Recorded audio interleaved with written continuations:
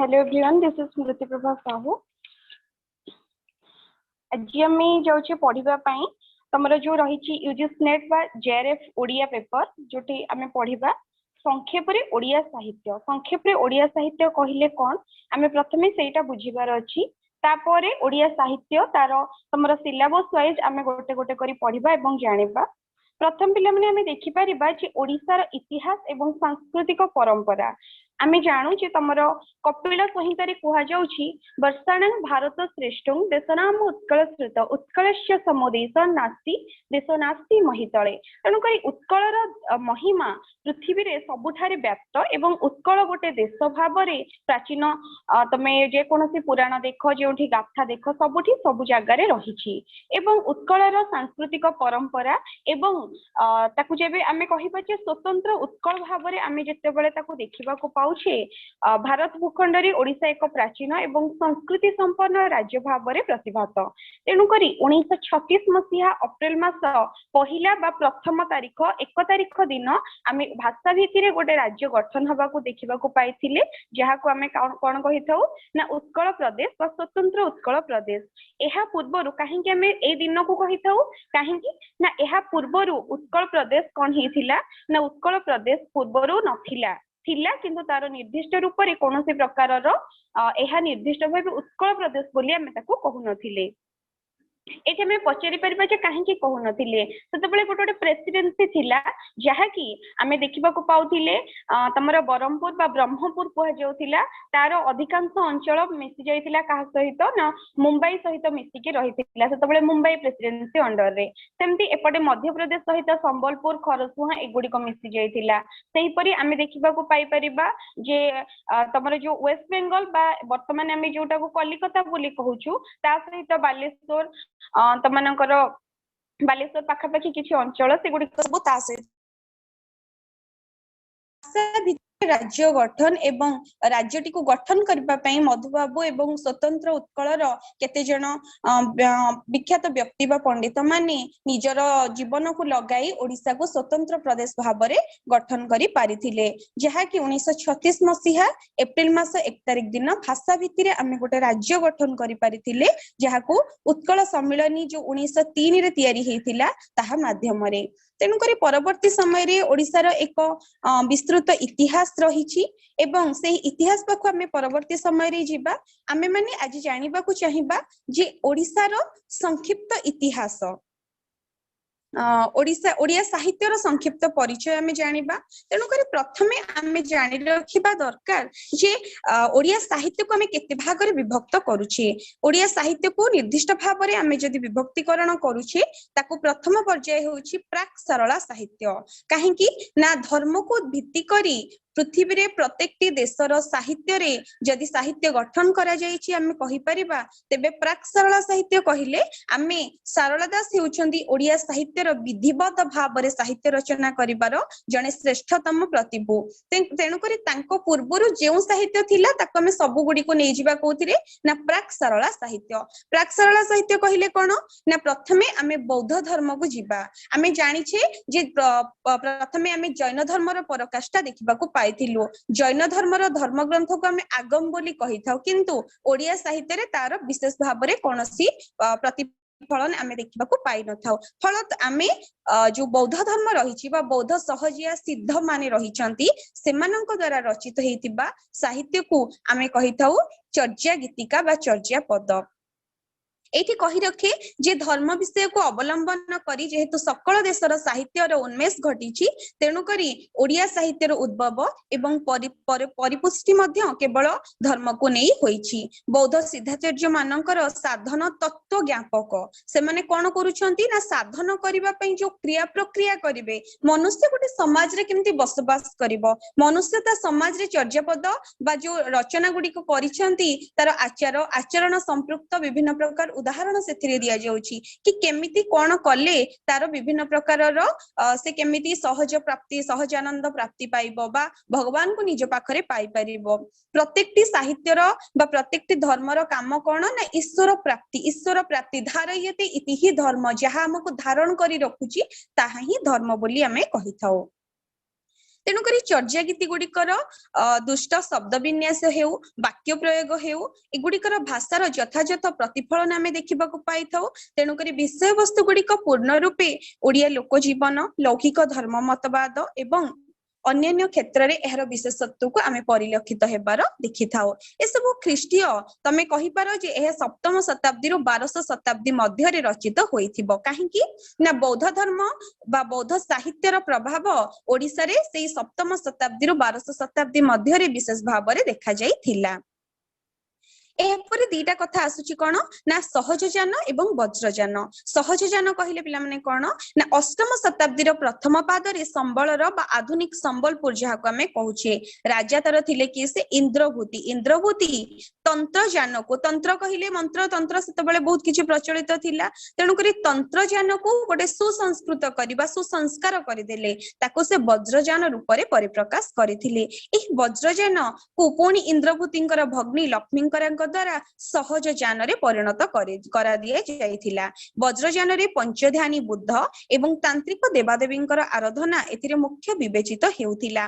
मात्र सहजानंदर प्रधान लक्ष्य थिला काया साधना। मनुष्यर शरीर हेउछि तार काया एवं ताको साधना करी निजर विभिन्न प्रकार नाड़ी गुड़िक द्वारा से केउ भली भाबरे तार शरीर बा काय साधना करि परुछि ताहा ही थिला बौद्ध धर्मर प्रथम कथा।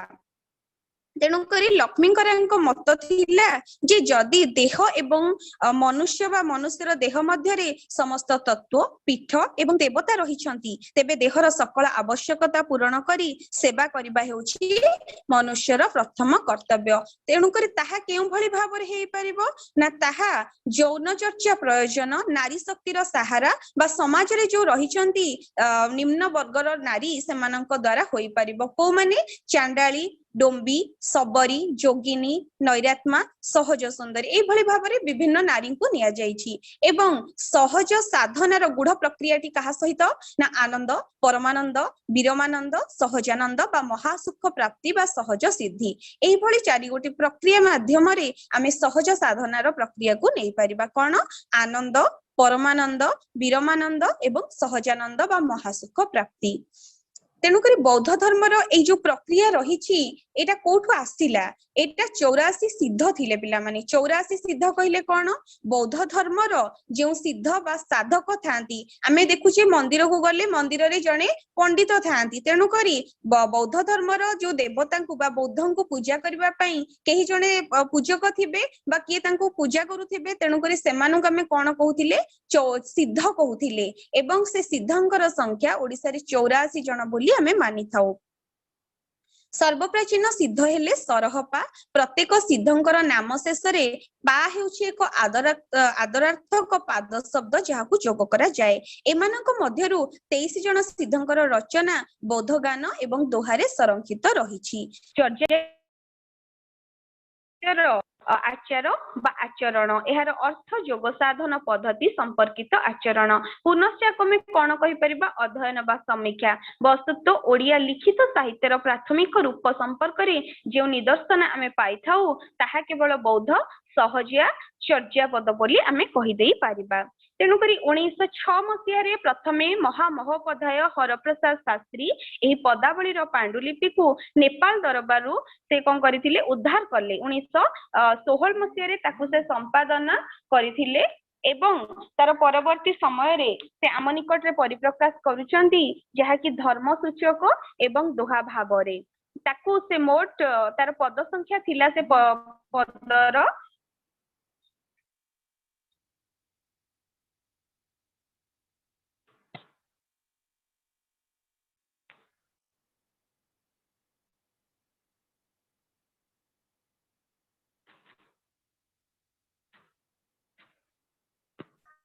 तेणुक बौद्ध धर्म बा जो हरप्रसाद शास्त्री आनिथिबा चर्या गीतिकार पोथी खंड थिला केते पद संख्या थिला तार 46 एवं गोटे अन्य पदटी खंडित थिला। तेणुक ताको आमे मोट 46.5 बोली कहि थाउ। परवर्ती समय रे आमे देखिबाकू पाई थाउ एही दोहा खंड बा दोहा कोश को कि प्रभु चंद्र बागची निज नेपाल रहणी काल रे से ताकू कोन करूचंती संग्रहित करू अछंती।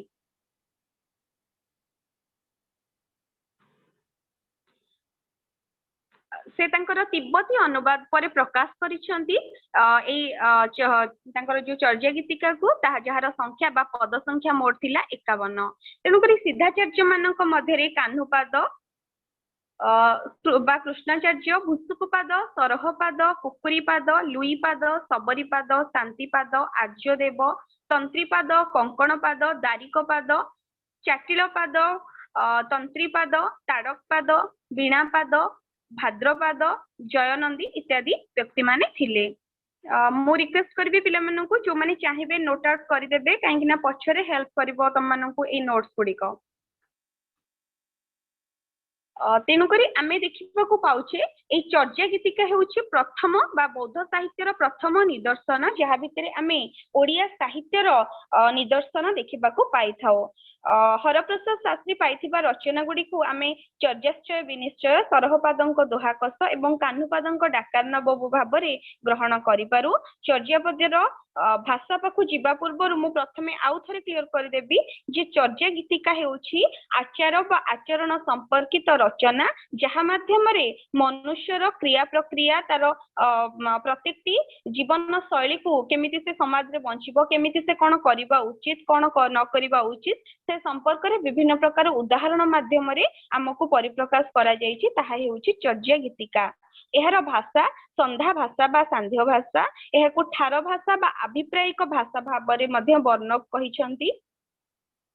चर्या गीतिकार भाषा कथा जदि कुहाजिबो भिन्न भिन्न समय रे आमे भिन्न भिन्न लोक एहाकु निज भाषार बोली मतामत देइचंती, जेमिति बंगला, मैथिली, आसामी आदि एही भाषा को निजस्व भाषा भाबरे मतामत दियंती। काहेकि ना एही भाषा हेउछि अपभ्रंश भाषा। ओडिया भाषार जेतबेले आमे मूल को जाए जे ओडिया भाषार सृष्टि संपर्क रे आलोचना करिबा आमे प्रथमे देखिबाकू पाउछे सेठी जे प्रथमे संस्कृत भाषा रहिछि। संस्कृत भाषा को दुई भाग रे विभक्त कर दिया जाइछि कोन ना वैदिक संस्कृत, लौकिक संस्कृत। वैदिक संस्कृत बा वैदिक संस्कृत कहले कोन बुझुछि आमे जोटा वेदर भाषा जहाको समाज रो पंडित व्यक्ति माने उच्चारण करूचंती। लौकिक लोक अर्थ रे आमे लोक शब्द अर्थ रे लौकिक कहि परिबा। तेनु करी जो माने लोक बा जनसाधारण सेमानक द्वारा व्यवहृत हेउथिबा भाषा को आमे कहि परिबा लौकिक भाषा।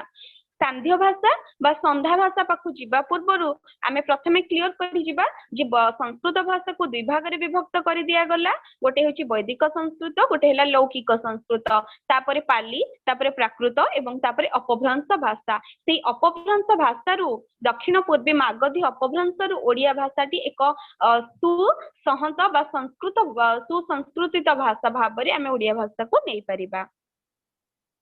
एपरे संध्या भाषा बा संध्या भाषा आमे काहेकि कहूचे चर्या गीतिकार भाषा को काहेकि ना एहा आलु और अंधार भाषा बोली कहया कुहा जाए। विभिन्न काव्य को रूपकार रहस्य घन विन्यास एवं श्रृंगार रस व्यंजन रे गुडिक रचित होइथिबा कारणरु एथिरे एक गूढ़ बा नेपथ्य अर्थ थिबार सेमाने विश्वास करंती। सेथि पई एही पद गुडी को संध्या परि आलोक एवं अंधारर मिसामिसी सांध्य रीति रे रचित बोली कुहा जाय पारे। तेणु करी वर्णक एहाकू कहउचंती जे एहा होछि लैंग्वेज एग्निमेटिकल बा भाषा प्रहेली बोली से कहउचंती।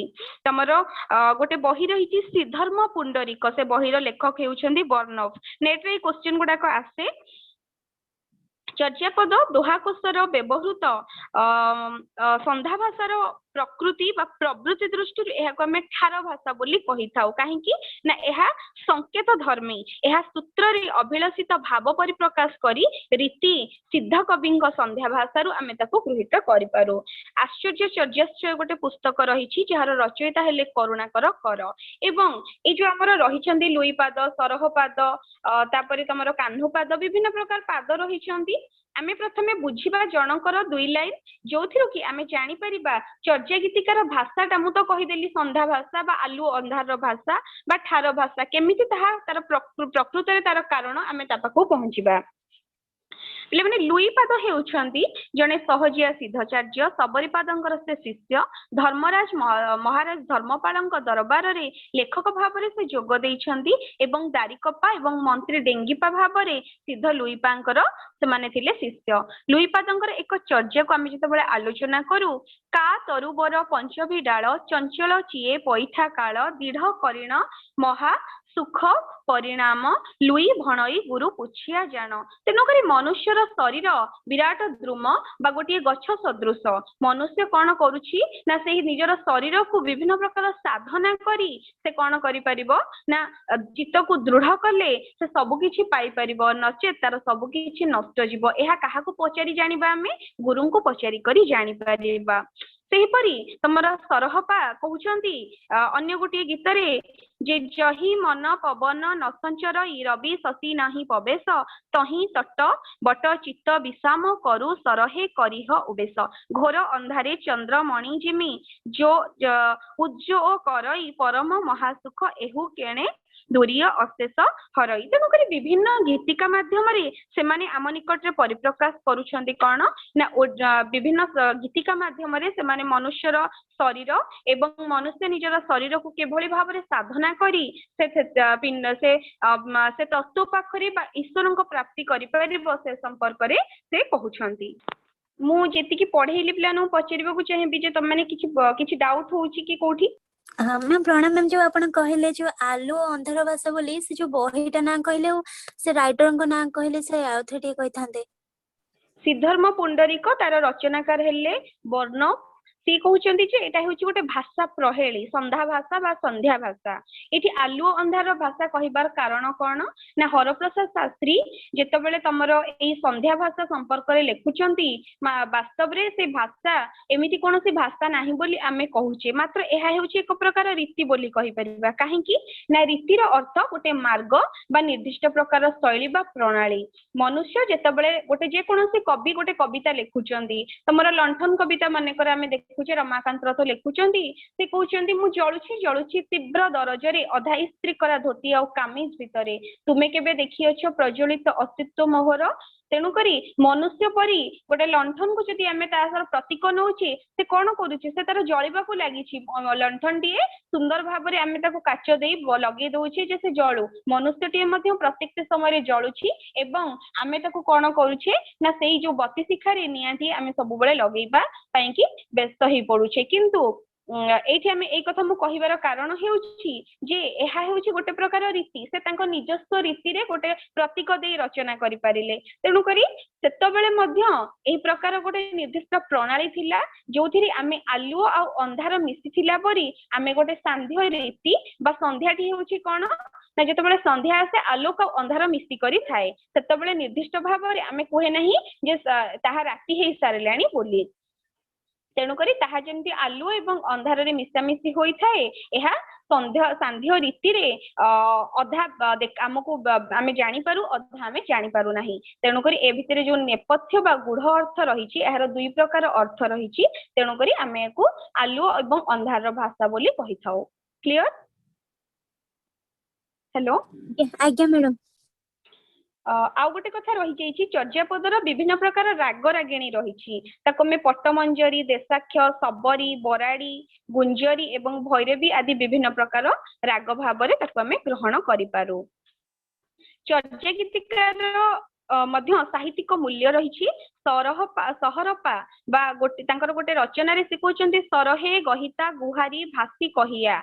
ती कवि निजर साधारण शब्द भितरे गोटे गोटे अर्थर आरोप करबा पई चेष्टा करूछंती।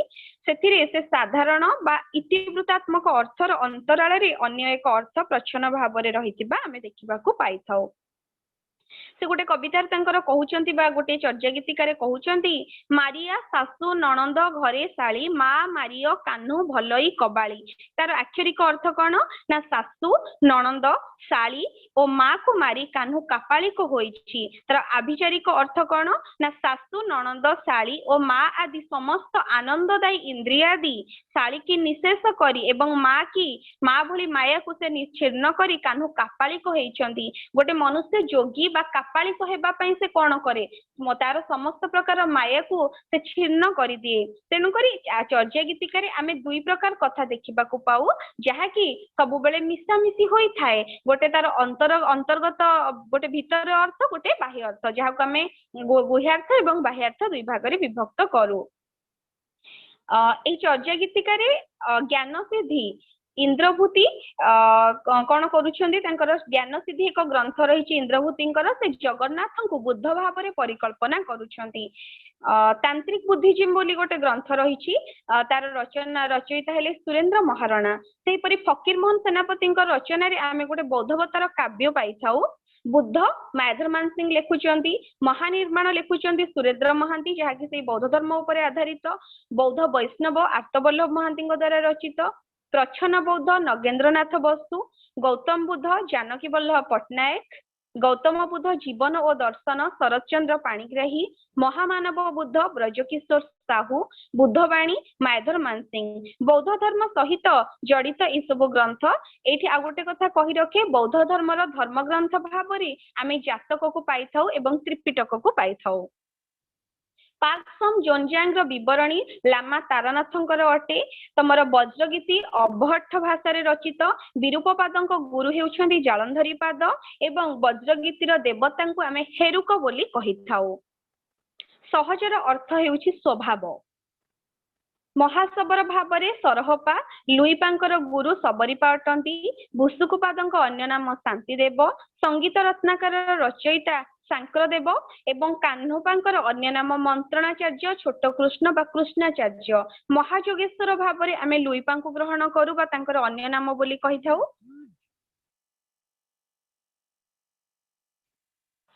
शांतिपांक गुरु हेले मंजू वज्र बौद्ध गायन दोहार गीतिकार भाव में केउ प्रकार साधना को आमे जदि कहिबा सहजानंद समन्वय कहउचंती ताको आमे कहि परिबा जौन योगिका साधना तांत्रिक बौद्ध धर्मर पृष्ठपोषक थिले सरहपा तेणु करी बौद्ध धर्म अंतर्गत जो ओडिया साहित्य रही आमे सेथिरे देखिबा को पाउछे कोन ना एहा हेउछि चर्या साहित्य बा चर्या गीतिका एठी आ गोटे कथा कहि रखिबा ए प्राक सरला साहित्य रे आमे जतबेले कथित साहित्य को जाउछे मु टिके छाडी आसीछि कथित साहित्य कहिले आमे स्क्रीन रे देखि पारुछे लोक साहित्य कोन लोक साहित्य हेउछि जनतार साहित्य जनसाधारणकर साहित्य भाव रे आमे लोक साहित्य को ग्रहण करू तेनु करी लोक साहित्यटी प्राचीन एवं सर्वप्राचीन कथित साहित्य भाव रे आमे ताको ग्रहण करू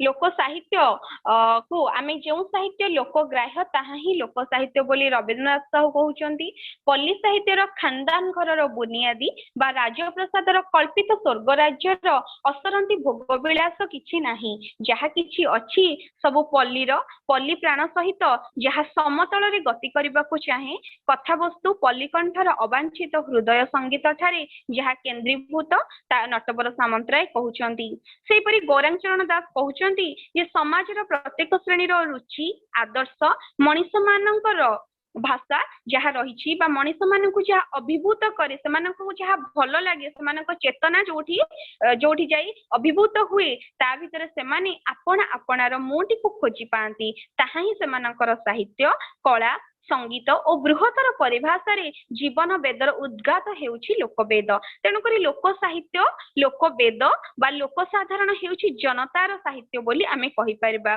पुनश्च लोक साहित्य द्विविध बा दुई भाग रे विभक्त गोटे विदग्ध साहित्य गोटे लोक साहित्य विदग्ध साहित्य कहिले कोन लोक साहित्य कहिले कोन तेणु एगुडी सब आमे आगु गले पढिबा मु तुमको एबे लोक साहित्यर कांसेप्ट प्रथमे क्लियर करू हेलो हेलो आज्ञा मैम हेलो नहीं मैम ठीक अच्छे तेणुक लोक साहित्य संपर्क में जितेबाला आम मैंने आलोचना करने को जाऊे प्रथमे जानी रखा दरकार जे लोक साहित्य को गोटे निर्दिष्ट लोक लिखि नाहांती ताहा हेउछि कोन ताहा जनसाधारण द्वारा रचित बा जनसाधारण द्वारा जो आमर कह जाए कौन ना वेद को आमे कहे कौन ना वेद को आमे से मन रखी वेद को श्रुति बोली कही था बा स्मृति बोली कही था कहीं ना ताको मैं मन रखू ताको मन रखिकी आमे ताको पीढ़ी पर पीढ़ी लोक माने ताको मन रखी नहीं थांती तेणुक ताको वेद कहूथिले तेणुक लोक साहित्य हेउछि कौन ना एहा हेउछि प्रारंभिक रूप बोली आमे ताको कही था विदग्ध साहित्य कहले कौन ना जहाँ शिष्ट साहित्य आमे जेमती कहले जे संस्कृत भाषा को दुई भाग रे विभक्त करी देले आमे वैदिक संस्कृत लौकिक संस्कृत सेही भली आमे विदग्ध कहिले कोन ना विदग्ध बा शिष्ट साहित्य बोली आमे ताको ग्रहण करू एवं आउ गोटे रहिला कौन तुम ना आउ गोटे है लोक साहित्य जनसाधारण ओराल लिटरेचर मौखिक साहित्य बोली आमे जहाको कहि थाउ कारण यह लोक मानकर मुहे मुहे रचित बोली कुहा जाए पुनश्च आमे कहि परिबा जे पुरुषानुक्रमे यह लोकमुख रे प्रचलित थाए एवं लोकमुख रे साहित्य होई रही थाए लोक साहित्य कोनसी अज्ञात नाम व्यक्तिर मानस पटरु सृष्टि होई थाए क्रमशः सही समाजर अन्यान्य लोक मानकर मानस पटरु सृष्टि होई थाए यह तुंडे तुंडे प्रचारित एवं लोक साहित्य रे तार प्रधानतम संपत्ति हेउछि कोन ना समाज समाज रे घटुथिबा प्रत्येकटी घटना को लोक जीवन आभिमुख्य भाव रे से माने प्रतिबिंबित करंती लोक साहित्यर विभिन्न प्रकार विभक्तिकरण आमे करि परिबा ताकू आमे कहि परिबा जे एहा लोक गल्प हेई पारे बा लोक कथा हेई पारे लोक गीत हेई पारे तमर प्रवाद प्रवचन को आमे नै परिबा सेहीपरि लोक नाटक को नहीं पारिबा लोक साहित्य विभिन्न प्रकार विभक्तिकरण आमे करि पारिबा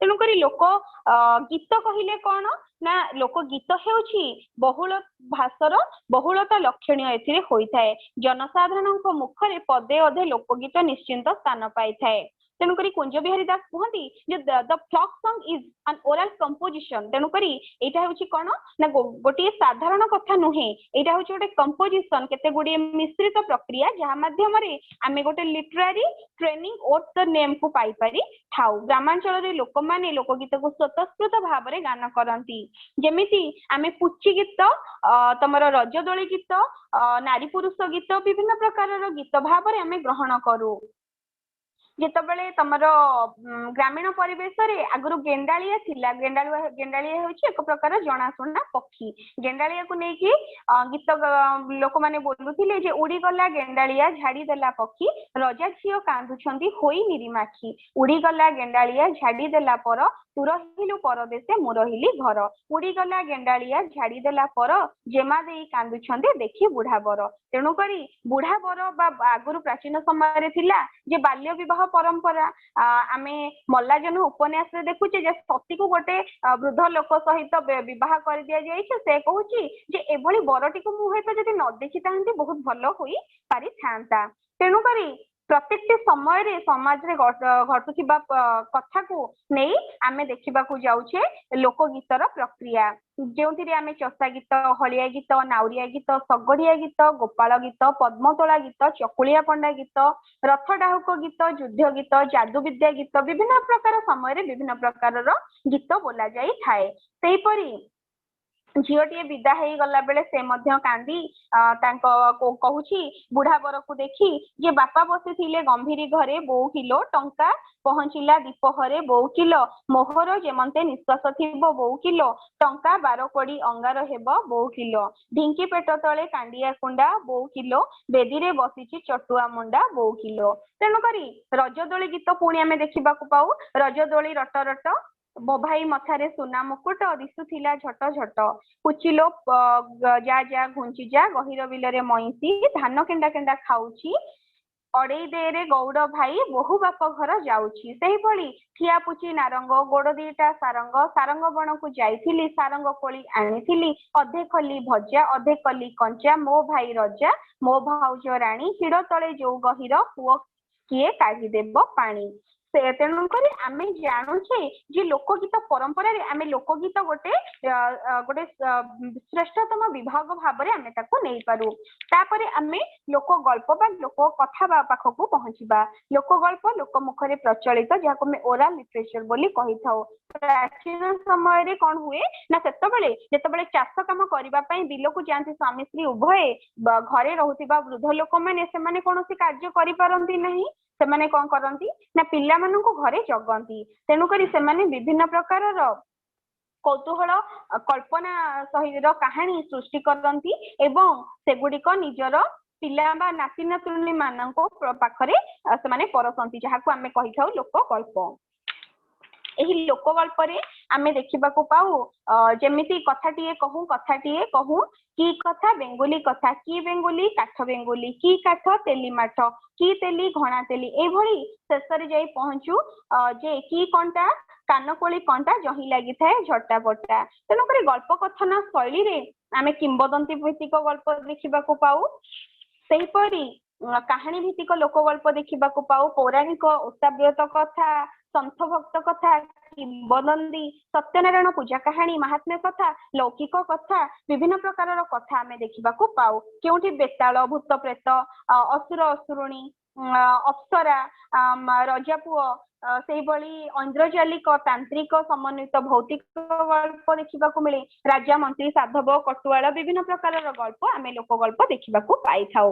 ମୋ କଥାଟି ସରିଲା, ଫୁଲ ଗଛଟି ମରିଲା ଇତ୍ୟାଦି ଲୋକ ଗଳ୍ପ କଥା ଆମେ କହିପାରିବା। लोक कहानी अध्ययन क्षेत्र में गोटे इम्पोर्टाट पार्ट यहाँ पे लोक कहानी अध्ययन क्षेत्र में मोटिव गुरुत्वपूर्ण खूब गुरुत्वपूर्ण रही। मोटिव हूँ तत्व को प्रथम लोक साहित्य क्षेत्र में प्रतिष्ठित करने व्यक्ति हेले स्टीव थॉमसन। से कहते मोटिव संज्ञा प्रदान करी जे मोटिव हूँ कौन ना मोटिव हूँ एक निर्दिष्टतम जीवन नाटी जहाँ को आमे मुख्यतम कथा भाव में ग्रहण करी थाई पारू। लोक साहित्यर जेतेबेले अध्ययन आमे करि थाउ मोटिव बा गल्पाणु को आमे ग्रहण करि थाउ। सेहीपरि आमे लोकनाटक को जिबा।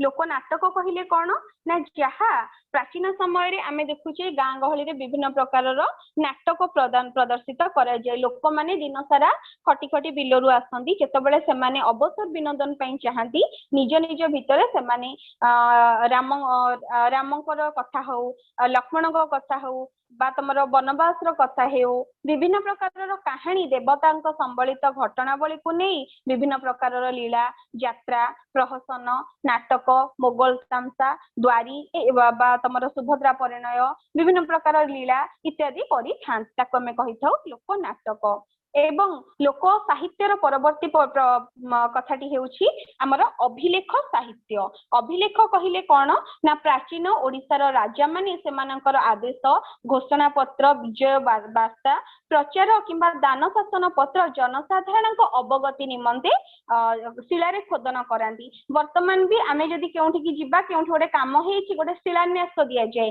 जे एठी लेखा जिवो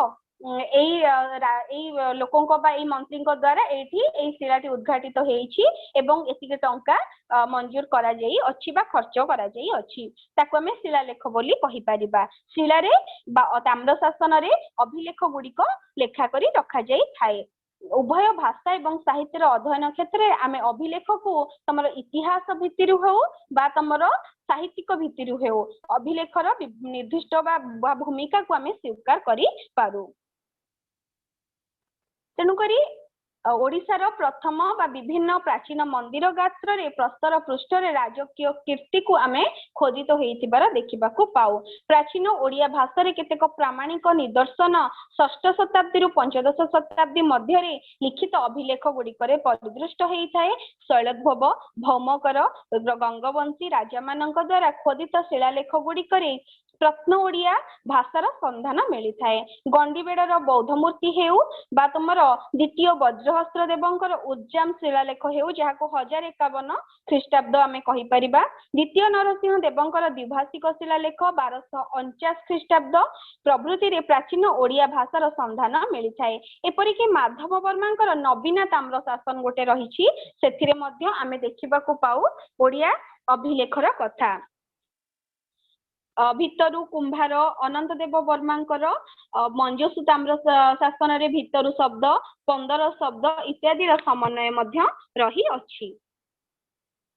शिलालेख मध्य उज्जाम शिलालेखटी को आमे सबुठारु उत्कृष्ट शिलालेख भाव में ग्रहण करू। तत्कालीन गंजाम जिलार वर्तमान विशाखापाटनार आंध्र प्रदेश श्रीकाकुलम तालुकार अवस्थित उज्जाम ग्रामर धवलेश्वर मंदिर सम्मुख में गोटे प्रस्तर गात्र में खोदित वर्तमान शिलालेखटी मांद्राज म्यूजियम रे संरक्षित अछि। यह ओडिया शिलालेख गुड़िक मध्य प्राचीनतम बोली डॉक्टर कुंज बिहारी त्रिपाठी मत दियंती। यार लिपि हेउछि नागरी भाषा विकृत संस्कृत एवं एथिरे एभली लेखा हेछि ओडिया भाषा बा ओडिया शब्द एवं तेलुगु शब्दर व्यवहार रहिछि। स्वस्ति समर मु खाने करी पुदर्पह मर्दन भुजबल पराक्रम गंगान व्यावलंबन स्तंभ एभली शब्द गुड़िकर व्यवहृत हेछि।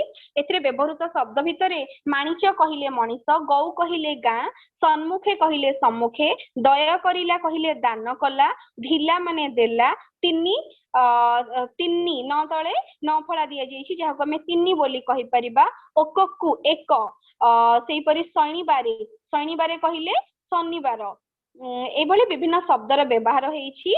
आमे अभिलेख संपर्क रे आगो को आलोचना करिबा जोथिरे आमे सिद्धेश्वर शिलालेख, कोणार्क शिलालेख, गोविंदपुर शिलालेख, भुवनेश्वर लिंगराज मंदिर शिलालेख, जय विजय शिलालेख इत्यादि को आमे आलोचना करि परिबा। किंतु जेतबेले आमे लिखित साहित्य पाखरे जाई पहुंचुचे आमे प्रथमे पाउचे चर्चा गीतिका जहाको आमे इंग्रजी रे मिस्टिक प्रैक्टिस बोली कहूचे। चर्चा गीतिका आमे आलोचना करि सारी थिले एवं वर्तमान आमे आलोचना करिबा कोन ना हमर होउची तापरे नाथ साहित्य। એટલે মানে नाथ साहित्य कथा जेतबेले आमे कहूचे नाथ साहित्य पूर्वरु आमे जानि रखिबा दरकार जे नाथ कहिले कोन। नाथ हेउची एक जोगभित्तिक धर्म बा जोगभित्तिक धर्म बा जोगभित्तिक कथा बोली आमे ताको कहि परिबा। नाथ शब्दटी को कोनोसी प्रचारक जे जे एहार प्रचार करंती से निजर संज्ञा बा निजर सांगिया नाथ पदवी रे निजको घोषित करंती। जे कोनोसी जातिर लोक हेले ही से आपनार कौलिक संज्ञा को परिवर्तन करी माने कर दास मिश्र विभिन्न प्रकार आमे समाज रे देखिबा पाउचे जे नायक हमर विभिन्न प्रकार अछि टाइटल से सब टाइटल को से माने छाड़ी देबे। से माने कोन करिवे ना निजको गोटे निर्दिष्ट भाव निर्दिष्ट प्रकार टाइटल देबे बा संज्ञा देबे ताकू कोन ना नाथ संज्ञाधारी से माने हेबे। एही नाथ धर्म समन्वित विविध ग्रंथ बा धार्मिक रचना को नाथ साहित्य भाव रे आमे ग्रहण करि परिबा। हाड़ीपा ओडिशार नाथ जोगींक मध्यरे सबुठारो शक्तिशाली साधक। हाड़ीपांक अन्य नाम हेउछि बालपाद बा जालंधरी पाद। नाथ धर्मर देवता हेले स्वयं प्रभु गोरखनाथ। गोरखनाथ वर्तमान जगतसिंहपुर जिल्ला रे अछंती बोली आमे तांकर गोटे निर्दिष्ट गोरखनाथ जगह गोटे निर्दिष्ट तीर्थ स्थान रही अछि। नाथ धर्मर विभिन्न प्रकार रचना रही शिशु वेद, अमरकोश गीता, सप्तांग जोग धारण, मत्स्येन्द्र गीता, गोरख गीता एभली भाव में तमर रचना रही। शिशु वेद नाथ धर्मर प्रथम रचना बा ग्रंथ। आमे जेमती बौद्ध साहित्य रे केवल पाइले कहा चर्चा गीतिका नाथ साहित्य रे आमे देखुछि आउ टिके डेवलप हे जाइछि आउ टिके अधिका कथा आसी जाइछि। कोन ना नाथ धर्म रे योगी माने साधारणतः सुषुम्ना नाड़ी सहाय्य रे योग साधना करंती। सेमानंकर एही योग साधना प्रणाली समन्वित तथ्य मान जो शास्त्र निर्देश करे ताहाको मे सुषुम्ना वेद बोली कहि थाउ। एथिरे मात्र 25 श्लोक रही। प्रथमे गीत एवं परे गद्य एहा रचित हेइथिबा जणा जाए। एहार रचयिता आमे गोरखनाथ को कहि थाउ जे भगवान निजे ही एहा को रचना करिसंती। एहार अन्य नाम कोन सुषुम्ना वेद बा अजपा वेद।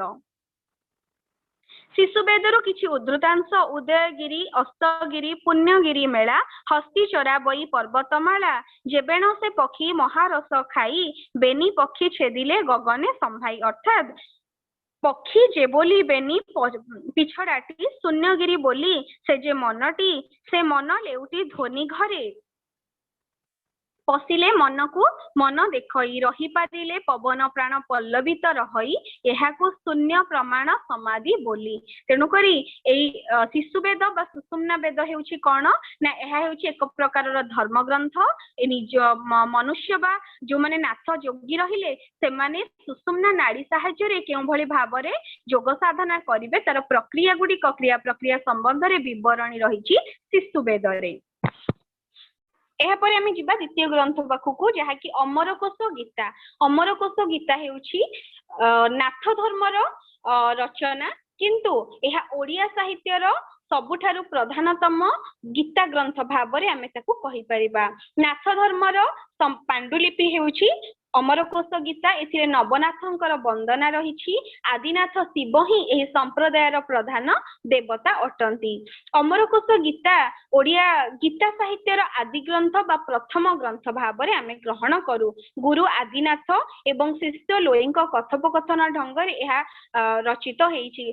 नेट रे क्वेश्चन एमती आसी परिबो जे तमर अमरकोश गीता मानेकर ता ऊपर क्वेश्चन आसुची ओडिया साहित्य रे प्रथम आद्यतम गीता ग्रंथ कौन जहाँ तमें ऑप्शन रे देइथिबो अमरकोश गीता, मत्स्येंद्र गीता, गोरख गीता, श्रीमद् भगवत गीता। बहुत टाइम आमे कोन करू जे श्रीमद् भगवत गीता जेहेतु संस्कृत रचना ताहा हुए तो प्रथम हेतबो किंतु जेहेतु ताहा संस्कृत ओडिया ताहा नुहे आमे काहाकू करबा ना अमरकोश गीता ओडिया साहित्यर प्रथम गीता ग्रंथ। गुरु आदिनाथ एवं शिष्य लोईंक भितरे कथोपकथन हेछि। एथिरे क्वेश्चन आसी परिबो जे अमरकोश गीता रे कहा कहा कथोपकथन द्वारा यह रचित होईछि। सेठी ऑप्शन थाई पारे लामा तारनाथ, गुरु आदिनाथ और शिष्य लोई।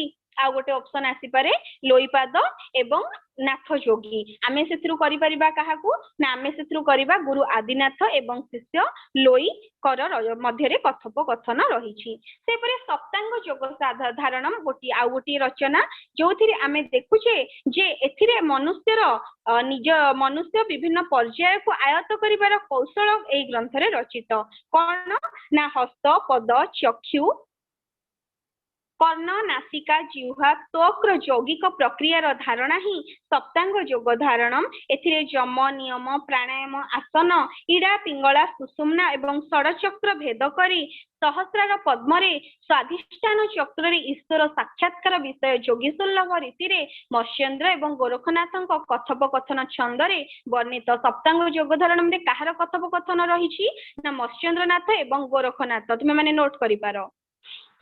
एहा परे मत्स्येंद्र गीता एहार रचयिता स्वयं मत्स्येंद्रनाथ एवं तांको नाम अनुसार मत्स्येंद्र गीता होईछि। एही ग्रंथ रे आमे जानू जे नाथ धर्मर आदिनाथ हेले जिननाथ बा जगन्नाथ। कृष्ण पूर्णिमा रे जिननाथंकु चंदन लेपि स्नान करा जिवा विधि बा रहिछि ताकू आमे कहिथाउ कोन स्नान पूर्णिमा। स्नान पूर्णिमा रे श्री जीव बा जगन्नाथंकु बाहर को अणा जाई स्नान बे मंडप रे बसा जाई तांकु कोन करा जाई थे चंदन लेप करी सुना कोरु पानी काढी तांकु गाधिया जाए एवं तापरे अधरपणा लागि हुए। क्वेश्चन आसे जे केबे जगन्नाथंक पाखरे तमर अधरपणा लागि हुए ताहा स्नान पूर्णिमा एवं वृष पूर्णिमा भाबरे ताहाको आमे ग्रहण करि परिबा। एहा परे गोरख गीता गोरख गीता हेउची नाथ धर्मर जोगी चंद्रशेखर नाथंकर रचना। एथिरे निराकार निराधार नंब अवधूत सर्वज्ञ पुरुष तमे यज्ञमत जोग घरे ठाकुर तू स्वयं ब्रह्मज्ञानी अष्टांग जोगरे नाथ चिंतु थांती मुनि। श्री गुरु गोरखंकर अभय चरण चंद्रशेखर नाथंकु रखिबा स्मरण। मत्स्येंद्र गीता, गोरख गीता, सप्तांग योग धारणम, अमर पटल आदि समन्वित ग्रंथ सबु नाथ धर्मर रचना। ए सबुको नाथ साहित्य भाव में आमे ग्रहण करिथाउ। एवं एथिरे दुईटा प्रकार कथा रहिछि गोटे सत्यनाथी पंथा एवं राउल पंथा। केही कहि परिबो कि सत्यनाथी पंथा एवं राउल पंथा भितरे कोन डिफरेंस रहिछि के जानिछो? अच्छा हो मु कहूछि नाथ धर्मावलंबी मानक मध्यरे दीटा पंथा थिला जहाको आमे लोकप्रिय पंथा भाबरे ग्रहण करू। जोगी मानकर एक प्रधान विभाग रूपे राउल शाखा प्रतिष्ठित। केतेक स्थान रे एमाने शिव पूजक, माली, सापुआ केला, जड़ीबूटी विद्या रे निपुण, पुणी केतेक समय रे पटुआ नाच बा झामु नाच रे एमाने पारदर्शी थांती। नयागढ़ लडुबाबा ठारे आमे नकुल बा राउल शाखार प्राचीन पीठ को देखा पाओ। नाम जप पाई एमाने लुहा तंबार शिकुली युक्त जंत्र तथा गोलोक धंदा बा गोरख धंदा को बोली कहती। एमाने केवल तंबा थाल एवं केंदेरा मध्य धारण करती। गोटे तंबार थाल धरिबे एवं केंदेरा बजे गाँ गाँ बुलती। तेणुकरी आमे जसवंत दासंकर टीका गोविंद गीत गोविंद चंद्र रे जोगींद्र नाम रे जणे विप्र पल्ली कवि टीका गोविंद चंद्र रचना करिबार जानिबाकू पाइथाउ। जसवंत दासंकर सेहि भली रहिछि गीत गोविंद चंद्र, जोगींद्र विप्र लिखुचंती टीका गोविंद चंद्र। एहा परे आमे आसुचे कोठी को ना शैव साहित्य आम देखि पारुछे प्रथमे आमे गले कथित साहित्य लोक साहित्य तापरे आसुचे लोक गीत लोक गल्प ता भितर आमे लोक नाटक मध्य आलोचना कले जोटा लेखा जाई नाही तापरे अभिलेख साहित्य को आलोचना कले तापरे लिखित साहित्य कहिले कोन जहा लेखा जाईछि जहा पूर्वरु लेखा जाई नथिला एवं आमे देखिले गोटे नुआ रूप रे ताहा लेखा गला लेखा हबार प्रक्रिया कोठु आरंभ होईछि जेतबेले आमे लिपि को पाइछे लिपि कहिले कोन ना लिप्यते इतिहि लिपि जहा रचना करा जाई पारे जहा को नै आमे गोटिए जेउ भाषार लिपि नाही जेउ भाषार शब्द नाही जेउ भाषार लिखित रूप नाही से भाषाटी सबबेले मृत्युवरण करिछि पृथ्वी रे आज को प्रायतः 6000 भाषा मृत्युवरण करि सारिलानी काहे कि ना से भाषा मानकर लिपि नाही तेनु करी लिपि हेउछि ओडिया भाषार जो लिपि रही ताकू आमे ब्राह्मी लिपि रु से हमर ओडिया लिपिटी आसीछि बा धीरे धीरे प्रगति करिछि बोली आमे देखिबा को पाऊ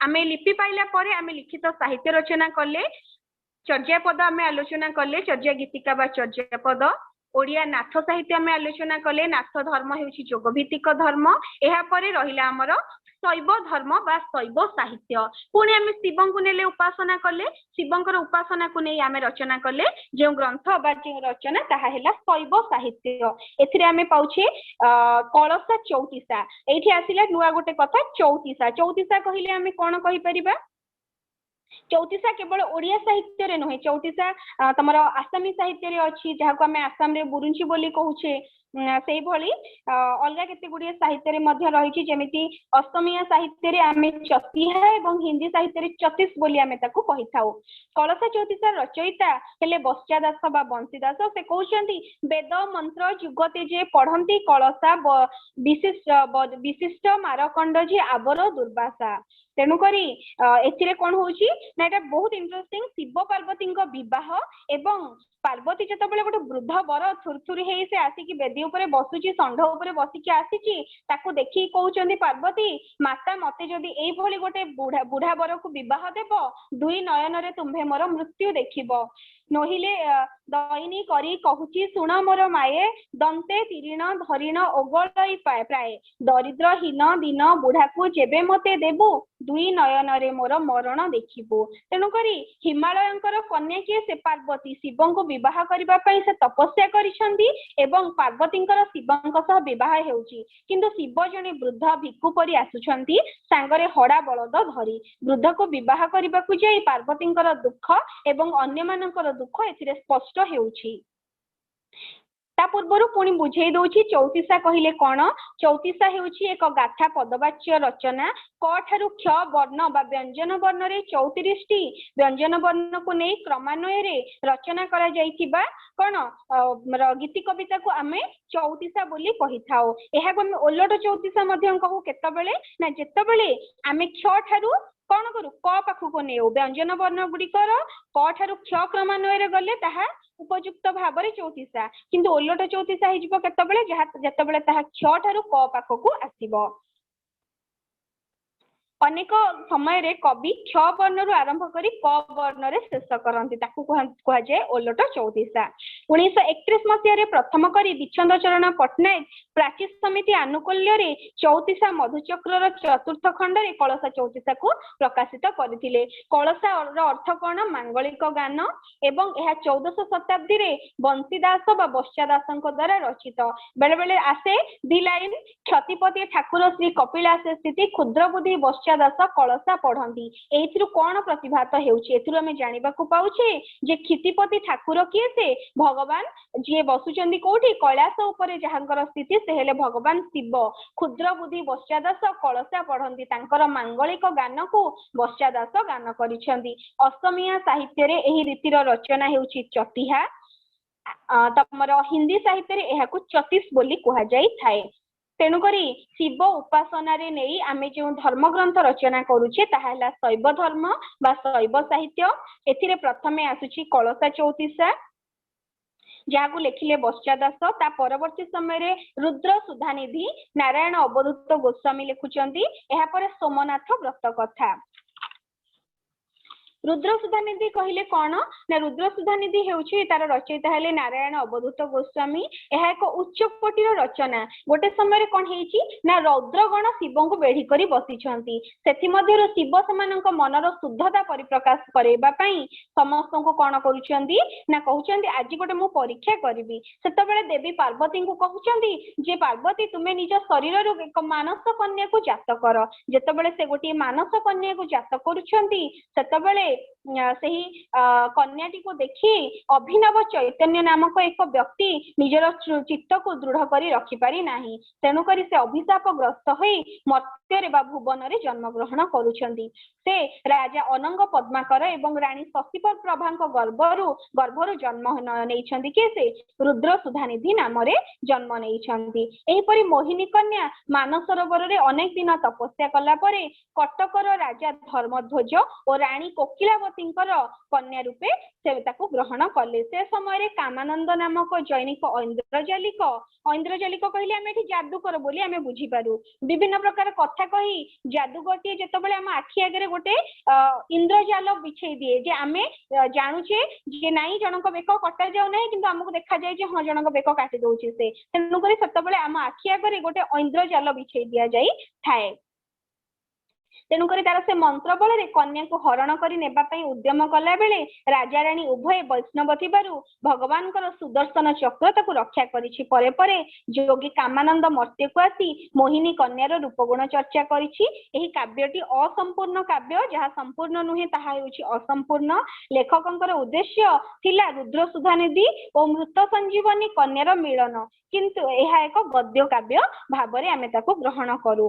एहाकू पंचदश शताब्दी रचना भाव में प्रोफेसर बंशीधर महांती कहला बेले कृष्णचरण साहू 1473 रु 1550 भीतर रचना बोली कहती। 16 शताब्दी रे एहार रचना बोली ऐतिहासिक केदारनाथ महापात्र कहती। किंतु एहार संपादना करा जाउछि केतबेले ना डॉक्टर करुणाकर 1965 मसिया रे एहाकू संपादना करूछंती। प्रोफेसर प्रहलाद प्रधान एहाकू मित्राक्षर एवं दांडीपृतर रचना भाव में ग्रहण करिछंती।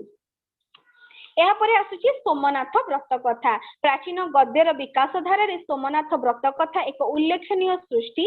ओडिसा रे प्रचलित बहुधा ओषा व्रत मध्यरु सोमनाथ व्रत अन्यतम।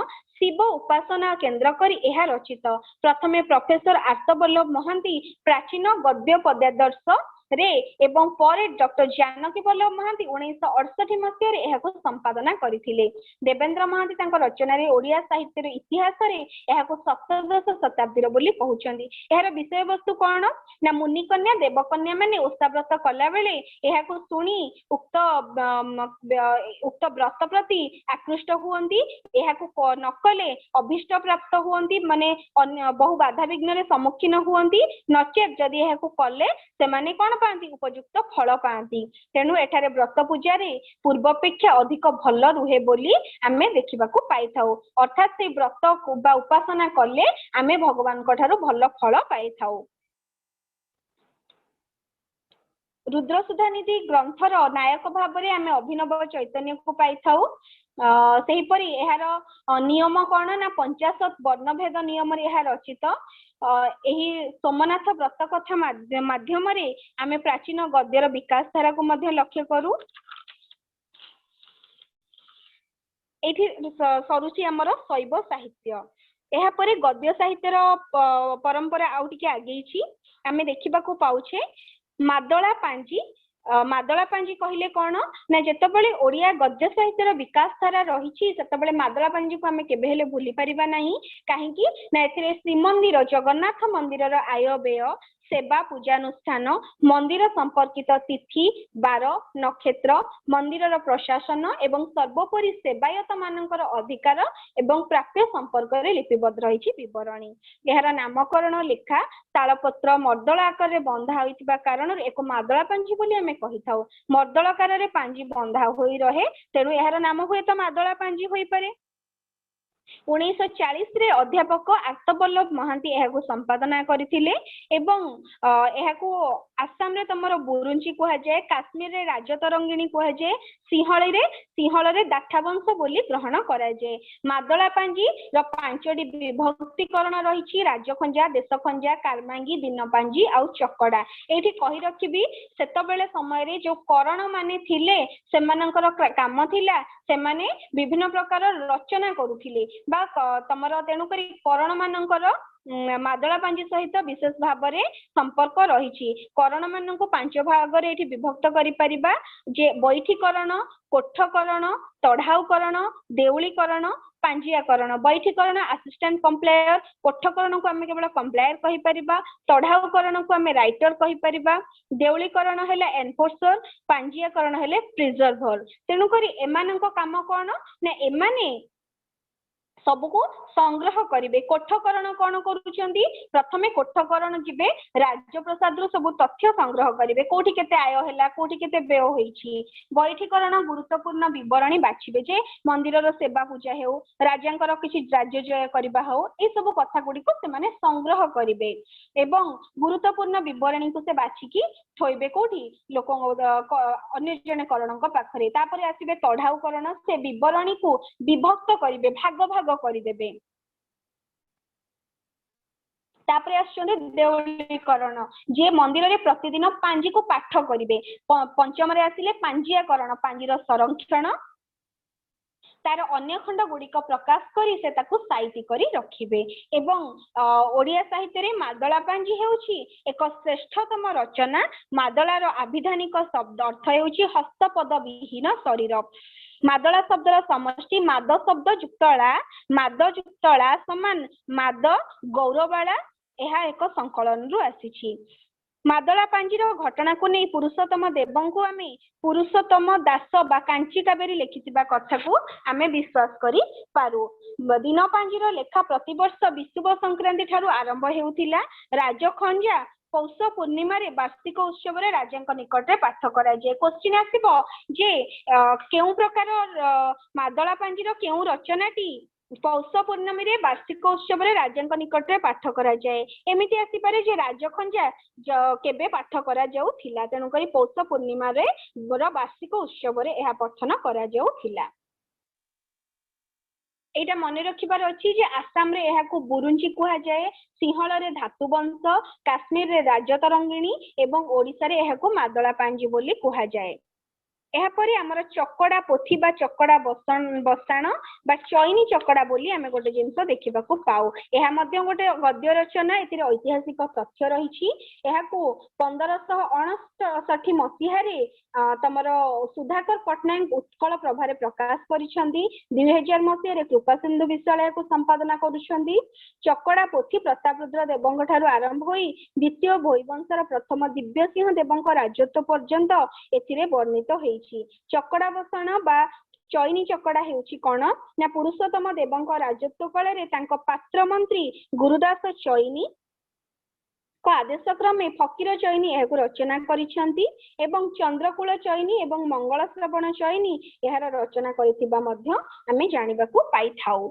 एवं चैनी चकड़ा बा चकड़ा बसाण परे आमे जाई पहुंचुचे कोठी तार परवर्ती अछि 15 शताब्दी र सामाजिक सांस्कृतिक धार्मिक पृष्ठभूमि जोथि आछंती सरला दास तांकर जीवन कर्म तांकर रचना। प्रथमे श्री भारत, द्वितीय रामायण, तृतीय रचना कली मुझे श्री भागवत। तेणुकरी शारला दासଙ୍କ रचनावली पाखरे आमे पहुंचीबा। एठी कहि रखिबी सेतबेलर सामाजिक सांस्कृतिक पृष्ठभूमि एते उच्च कोटिर थिला, सेथिपय तो शारला दास एभली एक श्रेष्ठतम रचना मान करि पारि अछंती। शारला दास समयर रचना रे आमे सामाजिक पृष्ठभूमि जेतबेले नवकोटी कर्णाटक कलवर्गेश्वर उपाधिग्रस्त राजा जेतबेले अछंती कपिलेन्द्र देवंकर समय, कपिलेन्द्र देवंकर देव हेउछंती ओडिया साहित्यर बा ओडिया राज्य परिषद बा परंपरा रे जने श्रेष्ठतम राजा बा तांको राजत्व हेउछि एक सुवर्णतम अध्याय। जदि राजबाटी रे मुद्रा अछि, तमर खाद्य अछि, राजबाटी रे प्रत्येकटी कथा रहिछि, तेबे साहित्य समृद्धि हेबाटा स्वाभाविक कथा। किंतु एठी हमें कहि परिबा जे मां शारलांकर कृपारु शारला दास पाइथिले कोन ना सारला दास पाइछंती एही रचना करिवार क्षमता एवं से सब किछि निजर रचनार कारण माँ सारलांक निकटरे परिप्रकाश करूछंती। सेतबेलर सामाजिक सांस्कृतिक धार्मिक पृष्ठभूमि खूब उच्चकोटीर थिला। कवि सारला दासंकर प्रथम रचना भाबरे आमे महाभारत को आलोचना करि परिबा। महाभारत हेउछि व्यास लिखिले महाभारत किंतु निर्दिष्ट प्रकारर पद पद एवं ओडियार विभिन्न प्रकारर पद देई एवं सेथिरे तार केवल कंकालटी को धरी ता उपरे जेते प्रकार मांसपेशी लेपी ओडिया साहित्य को समृद्ध करिबारे सारला दास हेउछंती जने श्रेष्ठतम प्रतिभू। पंचदश शताब्दी रे कवि कहउछंती वीरश्री कपिलेश्वर राजा बा कलिकाल ध्वंसेन भोगिन कोटि पूजा प्रलंबिते खटई श्री कपिलेश्वर महाराजा। कपिलेन्द्र देव निजे जने साहित्य अनुरागी नरपति थिले। से जने पंडित गुणग्राही राजा। परशुराम विजयम नाटक से निजे रचना करिछंती। फलतः से समय रे सारला दासंकर रचना करिवार कोनोसी प्रकारर असुविधा आमे देखिबाकू पाई न थाए। सारला दासंकर रचना मध्यरे आमे देखिबाकू पाउछे तांकर महाभारत। एठी टिके कहि रखिबा जे सारला दासंकर प्रथम पर्याय रे से कहउचंती जे प्रथम जन्म रे मुहि हेली कालिदास, द्वितीय जन्म रे मुहि महाकाल ध्वंस, तृतीय जन्म रे मुहि सारला दास कवि, आउ जन्मे मुहि मर्त्य मंडले जन्मेबी, प्रति जन्मे 15 लक्ष कथा मु भाबिबी, चारि जन्मे 60 लक्ष कथा मु कहिबी। चारि जन्म मध्यरे कवि 60 लक्ष कथा कहिबार कथा कहउछंती। चंडी पुराण रे कहउछंती प्रथमे श्री रामायण, द्वितीय भारत, तृतीय लिखन कली श्री भागवत। तेनु करी सारला महाभारत तांक रचनार बा कवि प्रतिभार सबुठारु श्रेष्ठतम निदर्शन। सारला दास मौलिक रचना हेउछि तांकर सारला महाभारत। तांकर कवित्व, पांडित्य, अपूर्व कल्पना विलास, स्वदेश प्रीति, चरित्रर चमत्कारिता सबकिछि प्रतिभात हेउछि कोउथिरे ना एई सारला महाभारत रे। महाभारत रे से विघ्नराज गणेश को प्रार्थना करूछंती बा वंदना करूछंती एवं एथिरे रचना करा जायथिबा 18 गोटी पर्व हेउछि आदि पर्व, सभा पर्व, वन पर्व, विराट पर्व, उद्योग पर्व, भीष्म पर्व, द्रोण पर्व, कर्ण पर्व, शैल्य पर्व, सौप्तिक पर्व, स्त्री पर्व, शांति पर्व, अनुशासनिक पर्व, आश्रमिक पर्व, महाप्रस्थानिक पर्व, अश्वमेध पर्व, मौसळ पर्व बा मुसळी पर्व, स्वर्गारोहण पर्व। एगुड़िक लिखिछंती किए से एगुड़िक संस्कृत रे लिखा जाइछि किंतु सारला दासंक पर्व गुड़िक कौन कौन आदि पर्व, मध्य पर्व, सभा पर्व, वन पर्व, विराट पर्व, उद्योग पर्व, भीष्म पर्व, द्रोण पर्व, कर्ण पर्व, शैल्य पर्व, गदा पर्व, कैंसिका पर्व बा ऐसिक पर्व, नारी पर्व, शांति पर्व, आश्रमिक पर्व, अश्वमेध पर्व, मुसळी पर्व, स्वर्गारोहण पर्व। तेणुकरी संस्कृत महाभारतर सौप्तिक पर्व, अनुशासनिक पर्व, महाप्रस्थानिक पर्व सारला महाभारत रे नाही। एथिरे मध्य पर्व, गदा पर्व, कैंसिका पर्व नाम रे 3 गोटी नूतन पर्वर संयोजना करा जाई अछि।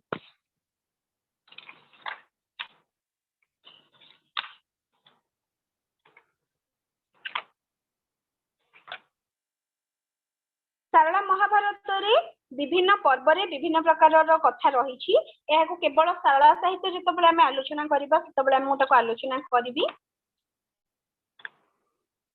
एथिरे चरित्र चित्रण हेउ, ऐतिहासिक प्रक्रिया हेउ, तमर आलंकारिक छटा हेउ, प्रतिध्वनिमूलक शब्द, साहित्यिक मूल्य सबकिछिर श्रेष्ठतम प्रदर्शन आम देखा पाऊ सारला महाभारत रे। आमे जानिछे जे सारला महाभारत पंचुपांडव एवं अंकर निजर राज्य पाइबा एवं निजको तांको माननको जो सबुतिर विताड़ित करा जाइछि से सबको से माने पुनश्च फेरी पाइछंती, धर्मर संस्थापना करा जाइछि। ए संपर्कर समस्त कथा एथिरे रचना करा जाई अछि। ବିଲଙ୍କା ରାମାୟଣ ହେଉଛି ଶାରଳା ଦାସଙ୍କର ଅନ୍ୟତମ ଶ୍ରେଷ୍ଠତମ ସର୍ଜନା। ମନେ ରଖିବ ପିଲାମାନେ, ଶିବ ଏବଂ ପାର୍ବତୀଙ୍କ କଥୋପକଥନ ମାଧ୍ୟମରେ ଏହି ଗ୍ରନ୍ଥଟିର ବିଷୟବସ୍ତୁ ଏଥିରେ ବର୍ଣ୍ଣିତ। କବି ପ୍ରଥମେ ଶାରଳା ଠାକୁରାଣୀ ଓ ଶିବଙ୍କୁ ଏଥିରେ ସ୍ତୁତି କରିଛନ୍ତି। ବିଲଙ୍କା ରାମାୟଣ ଶ୍ରବଣ କରିବା ପାଇଁ ବିନୟର ସହିତ ମାତା ପାର୍ବତୀ ଶିବଙ୍କୁ ଅନୁରୋଧ କରୁଛନ୍ତି। ଶିବ କହିଛନ୍ତି ଯେ ଲଙ୍କା ରାଜ୍ୟ ଜୟ କରି ରାମଚନ୍ଦ୍ର ଯେତେବେଳେ ଅଯୋଧ୍ୟା ପ୍ରତ୍ୟାବର୍ତ୍ତନ କରୁଛନ୍ତି, ତାଙ୍କର ପବିତ୍ର ଅଭିଷେକୋତ୍ସବ ପାଳିତ ହେଉଛି। ଶ୍ରୀରାମ ଏବଂ ସୀତା ସିଂହାସନ ଉପରେ ବିରାଜିତ। ତେଣେ ସ୍ୱର୍ଗପୁରରେ ଇନ୍ଦ୍ରଙ୍କ ସମେତ ବ୍ରହ୍ମା, ବୃହସ୍ପତି, ବରୁଣ, କୁବେର, ଅଗ୍ନି ସମସ୍ତ ଦେବଗଣ ଅବସ୍ଥିତ ଏବଂ ସମସ୍ତେ ଦର୍ଶନ କରୁଛନ୍ତି। ଏହି ସମୟରେ ଯମଦେବତା କ୍ରନ୍ଦନରତ ଅବସ୍ଥାରେ ଆସି ସେଠାରେ ପହଞ୍ଚୁଛନ୍ତି। ସେ କଣ କହୁଛନ୍ତି ନା, ସେ କହୁଛନ୍ତି ଇନ୍ଦ୍ରଙ୍କୁ ନିବେଦନ କରୁଛନ୍ତି ଯେ ସହସ୍ରଶିର ରାବଣକୁ ଅତ୍ୟନ୍ତ ହୀନ କାର୍ଯ୍ୟ ଅର୍ଥାତ୍ ବଳିତାଟି କାର୍ଯ୍ୟ ସମ୍ପାଦନ ନିଯୁକ୍ତ ଅଛି। ତେଣୁ ବ୍ରହ୍ମା ମଧ୍ୟ ଦେବସଭାରେ ଉପସ୍ଥିତ ହେବାକୁ ଲାଗିଲେ ଏବଂ ପରବର୍ତ୍ତୀ ସମୟରେ କେମିତି ସେହି ମହିରାବଣ ସେଇ ବ୍ୟକ୍ତିକୁ ନାଶ କରାଯିବ, ସହସ୍ରଶିର ରାବଣକୁ ନଷ୍ଟ କରି ଦିଆଯିବ, ସେ ସମ୍ପର୍କରେ ବିଲଙ୍କା ରାମାୟଣରେ ରଚିତ ହୋଇଛି। ଏହାପରେ ଚଣ୍ଡୀ ପୁରାଣକୁ ଆମର ଚଣ୍ଡୀ ଭାଗବତ ଭାବରେ ବା ଶ୍ରୀ ଭାଗବତ ଭାବରେ ଆମେ ଗ୍ରହଣ କରୁ। ଏଥିରେ ଦୁର୍ଗାଙ୍କର ବନ୍ଦନା ଏବଂ ଗଣନାଥଙ୍କର ବନ୍ଦନା କରାଯାଇଛି ଏବଂ ଚଣ୍ଡୀ ପୁରାଣରେ ମା ଚଣ୍ଡୀଙ୍କର ଚଣ୍ଡୀ କେମିତି ଭାବରେ ଏଥିରେ ଅବସ୍ଥାପିତ ହେଉଛନ୍ତି ସେ ସମ୍ପର୍କରେ ଆମେ ରଚନା ପାଇବା। ଲକ୍ଷ୍ମୀ ନାରାୟଣ ବଚନିକା ହେଉଛି ଏହା ଶାରଳା ଦାସଙ୍କର ଅନ୍ୟତମ କୃତି। ଏଥିରେ 79 ଗୋଟି ପଦ ରହିଛି, ଯୋଉଥିରେ କି ଜୟତୁ ମହାଲକ୍ଷ୍ମୀ ମାଗ ହରିର ଘରଣୀ, ଜୟତୁ ମହାଲକ୍ଷ୍ମୀ ମାଗ ତିନି ଭୁବନ ଗୋସାମଣୀ, କ୍ଷୀର ସମୁଦ୍ର ଜାତ ତ୍ରୈଲୋକ୍ୟ ମୋହିନୀ, ତୁମ୍ଭର ଚରଣେ ମାଗ କରଇ ଦୟନୀ। ତେଣୁକରି ଏଥିରେ କଣ କରାଯାଉଛି ନା, ଲକ୍ଷ୍ମୀ ନାରାୟଣ ବଚନିକାଟି ଦାଣ୍ଡିବୃତ୍ତରେ ରଚିତ। ଏଥିରେ ଉଚ୍ଚତର କବିତ୍ୱର ପରିପୃଷ୍ଟି ନଥିଲେ ହେଁ ପ୍ରାଥମିକ ପର୍ଯ୍ୟାୟରେ ବୋଲି କବିଙ୍କର ରଚନାର ପ୍ରାଥମିକ ପର୍ଯ୍ୟାୟର ରଚନା ବୋଲି ଆମେ ଏହାକୁ ଗ୍ରହଣ କରିପାରିବା। ଏଥିରେ ମହାଲକ୍ଷ୍ମୀ ନିଜର ସ୍ୱୟଂ ଧନର ଦେବୀ ଏବଂ ସ୍ୱାମୀ ନାରାୟଣଙ୍କୁ ନିଜ ବ୍ରତ ସମ୍ପର୍କରେ ସେ ସୂଚନା ଦେଉଛନ୍ତି ଯେ ମାଣ ଫୁଲ, ଅଣେଲା ଫୁଲ, ପଦ୍ମ ଫୁଲ ପ୍ରଭୃତି ଫୁଲ ଫଳରେ ମହାଲକ୍ଷ୍ମୀଙ୍କୁ ପୂଜା ଆରାଧନା କଲେ ବିଭିନ୍ନ ପ୍ରକାରର ସୁଫଳ ମିଳିଥାଏ। ଆମେ ଏଠି ବଶ୍ୟାଦାସଙ୍କ ବିଷୟରେ ଟିକେ ଜାଣିବା। ବଶ୍ୟାଦାସ ବା ବଂଶୀଦାସ ଯିଏ ତମର ଲେଖିଛନ୍ତି କଳସା 34 ମୁଁ ସେଟା ଆଲୋଚନା କରିସାରିଛି। ତାପରେ ତମର ଆସୁଛନ୍ତି ମାର୍କଣ୍ଡ ଦାସ। ମାର୍କଣ୍ଡ ଦାସ ରଚନା କରୁଛନ୍ତି ପିଲାମାନେ କେଶବ କୋଇଲି।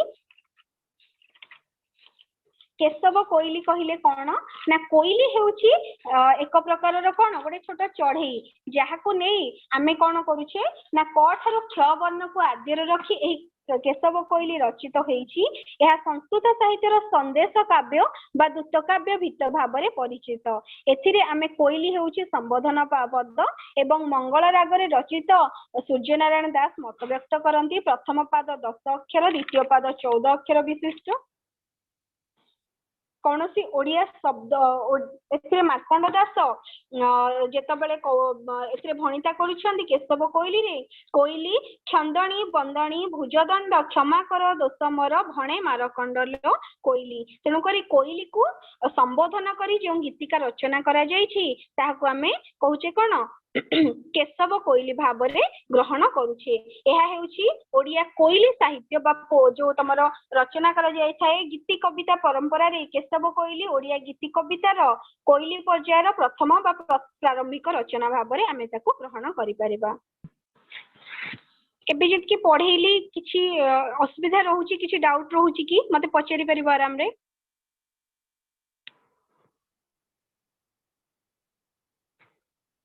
ଆଜି ପାଇଁ ଆମେ ଏତିକିରେ ହିଁ ରଖିବା। ପ୍ରାଚୀନ ସାହିତ୍ୟ ପାଖରେ ଆମେ ଶାରଳା ସାହିତ୍ୟ ପାଖରେ ପହଞ୍ଚିଛେ। ମୁଁ ଶାରଳା ସାହିତ୍ୟକୁ ଆଉଥରେ ଆଲୋଚନା କରିବି, ଯାହା ଯାହା କହିଛି ବି ନେକ୍ସଟ କ୍ଲାସରେ ଆଉଥରେ ଆଲୋଚନା କରିବି। ଯେତିକି ଆମେ ଆଲୋଚନା କଲେ କାହାର କିଛି ଡାଉଟ୍ ଅଛି ଯଦି ମତେ ପଚାରି ପାର। କିଛି ଡାଉଟ୍ ନାହିଁ? ହ୍ୟାଲୋ, ଆମେ ଆଜି ଆଲୋଚନା କଲେ, ମୁଁ କେବଳ ଛାଡ଼ିଛି ଭାରତୀୟ ଭାଷା ଗୋଷ୍ଠୀ, କାହିଁକି ନା ଭାଷା ଚାପ୍ଟରଟା ଗୋଟେ ଅଲଗା ଚାପ୍ଟର, ଆମେ ତାକୁ ଅଲଗା ପଢିବାଟା ହିଁ ଠିକ ହବ। ବାକି ଯେତିକି ଯୁଗ ବିଭାଜନ ସମ୍ପର୍କରେ ପଢେଇଲି ବା ଆମର ଲିଖିତ ସାହିତ୍ୟ, ଅଭିଲେଖ ସାହିତ୍ୟ ସମ୍ପର୍କରେ ଆମେ ଜାଣିଲେ, କଥିତ ସାହିତ୍ୟ ସମ୍ପର୍କରେ ମଧ୍ୟ ଜାଣିଲେ। थैंक यू समस्त को समस्त जॉइन करिथिबारु नेक्स्ट सेक्शन रे आमे पढ़िबा एवं ओडिया साहित्य रो संक्षिप्त जहा रहिछि इतिहास बा ओडिया साहित्य रो संक्षेप रे ओडिया साहित्य को आमे नेक्स्ट क्लास रे सारी पढ़ी की सारीबा थैंक यू।